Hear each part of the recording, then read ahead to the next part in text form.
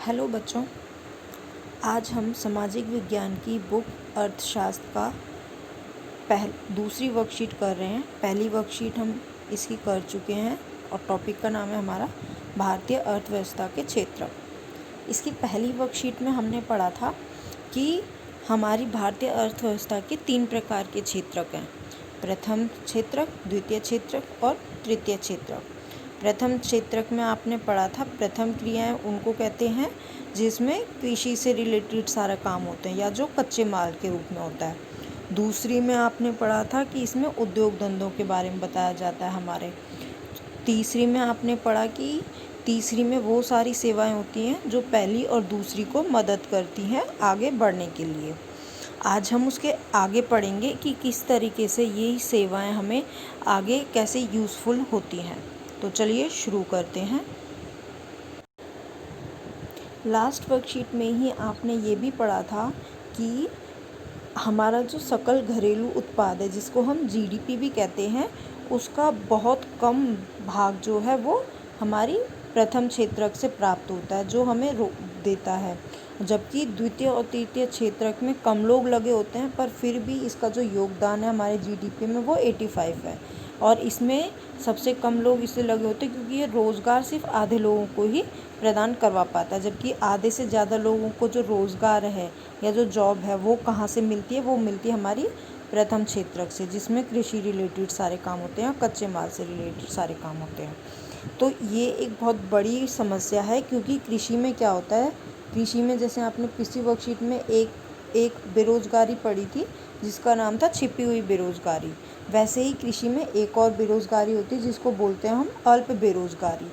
जैसे छिपी हुई बेरोज़गारी के बारे में मैंने आपको बताया था कि ये वो बेरोज़गारी होती है कि जहाँ पे 4 लोग काम कर रहे हैं लेकिन हमें सिर्फ 2 ही लोगों की ज़रूरत है। अगर हम 4 में से 2 लोगों को हटा देंगे तो हमारे काम पे इफ़ेक्ट नहीं पड़ेगा, पर क्योंकि वो लोग बेरोज़गार हैं तो हमने उनको काम दे रखा है।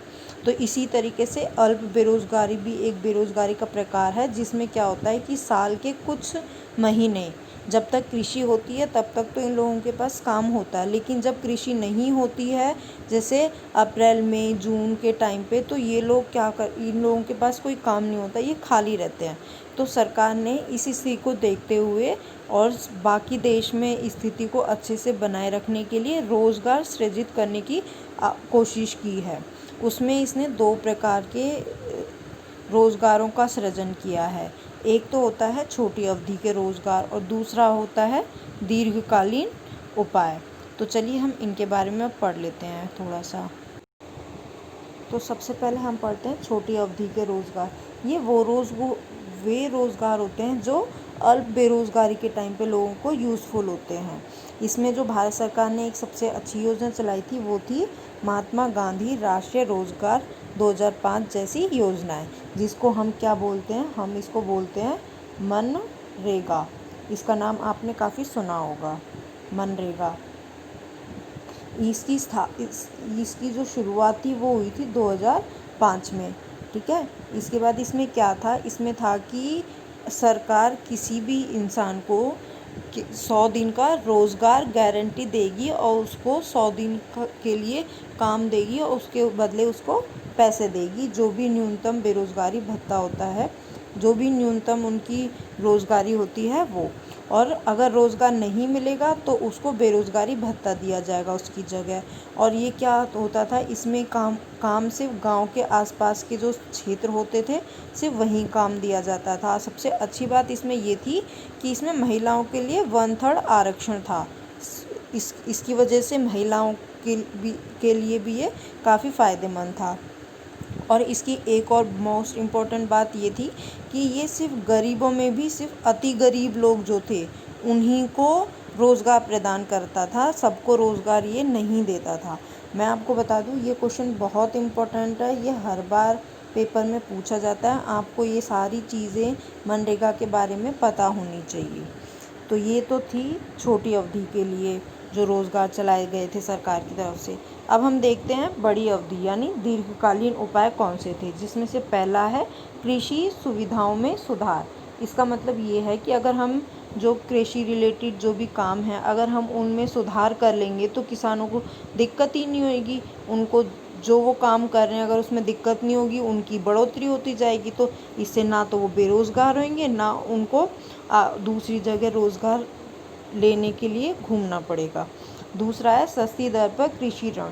इसका मतलब ये है कि किसानों को कम ब्याज पर सरकार लोन प्रदान कर सकती है, जिससे क्या होगा कि वो अपनी कृषि से रिलेटेड जितनी भी चीज़ें होती हैं जो यूज़फुल होती हैं उनको लेके उनसे काम कर सकता है, और उसको अगर कोई दिक्कत आती है तो वो उन मशीनों को चेंज भी कर सकता है।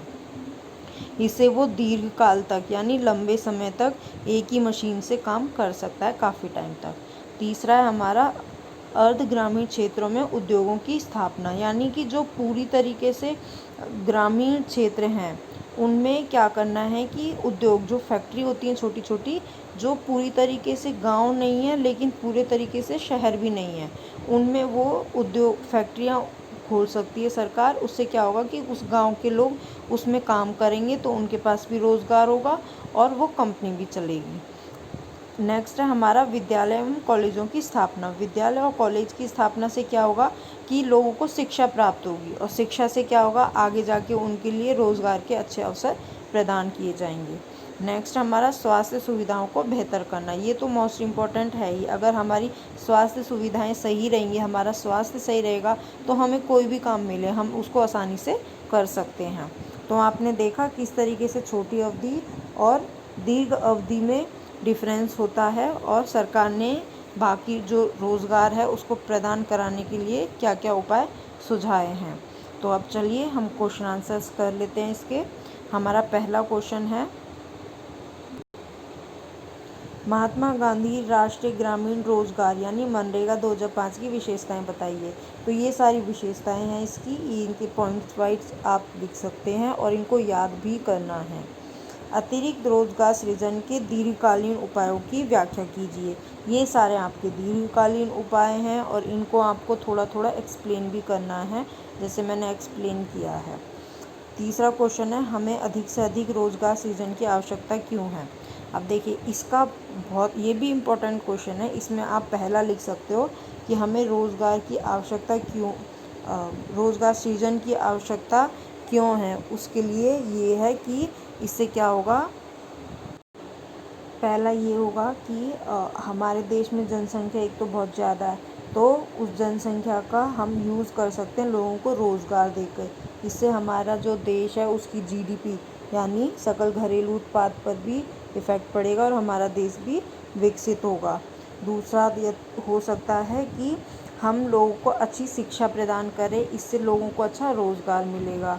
नेक्स्ट आप लिख सकते हो इसमें कि हम जो युवक हैं हमारे आज के यंग जो बच्चे हैं उनको हम सस्ती दरों पे यानी कम ब्याज दर पे लोन दे सकते हैं। उससे वो अपने लिए कोई भी फैक्ट्री या जो भी वो खोलना चाहे, जिसमें वो अपना बिजनेस करना चाहे, वो कर सकता है। तो इसलिए हमें अधिक से अधिक रोज़गार सृजन की आवश्यकता है ताकि लोग अपने साथ साथ दूसरों का भी विकास कर सकें। नेक्स्ट क्वेश्चन है हमारा, रोज़गार सृजन के कुछ अन्य तरीकों को सुझाएं। तो इसके बारे में आप लोग खुद लिखिए कि आपको क्या लगता है कि और अन्य तरीके क्या हो सकते हैं कि हम रोज़गार को और अधिक लोगों तक पहुंचा सकते हैं।